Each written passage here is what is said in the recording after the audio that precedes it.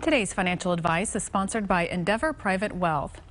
And Chris McGee, managing partner at Endeavor Private Wealth, is now joining us for our weekly segment on investing. Chris, good morning. Good morning. Thanks for being with us today. Yes. Well, with all of the news about high inflation, the prospects for rising interest rates, we've got the war in Ukraine, I'm sure other factors, COVID is still there.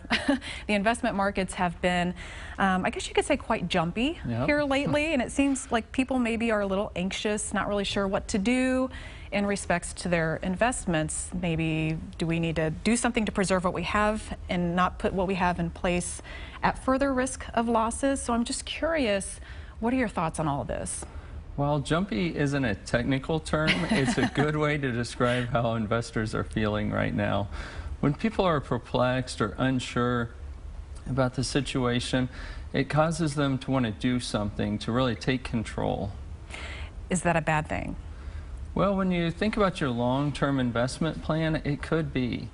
So we'll turn to Dunbar, a well-respected financial institution, who published a report recently that tracked investor performance for last year in an equity fund at 18.3%. which sounds pretty good until I tell you that the S&P 500 was up 28.7%. So that 10 percentage point difference is what's known as the investor gap, and often caused by investor behavior. Now this has gone on, and last year was one of the biggest spreads that we've seen in that report. But whether we're looking at it on a 5-year, 10-year, 20 or even 30-year basis, there's really always been a gap there, and that over time leads to underperformance for the investor. Okay, so what are some of the causes of the investment gap?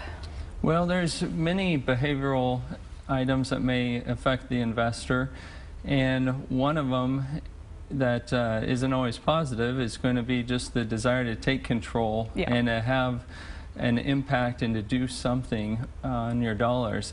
Now this may lead investors to trying to time the market, to chase past performance or go after that hot tip, or just kind of do what everybody else is doing with their money.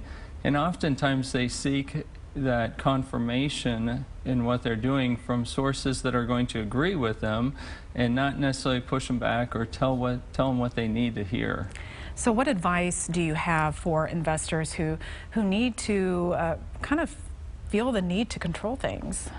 Well, Aaron, if you think back to Greek mythology and Ulysses and what he did to avoid the siren's call that was treacherous and on the rocks and destroying ships and sailors and leading them to their demise. We're seeing that right there. Yep. Well, he actually tied himself to the mast of the ship. And that was in an effort to not be overwhelmed or influenced or taken under control by these sweet sirens' call.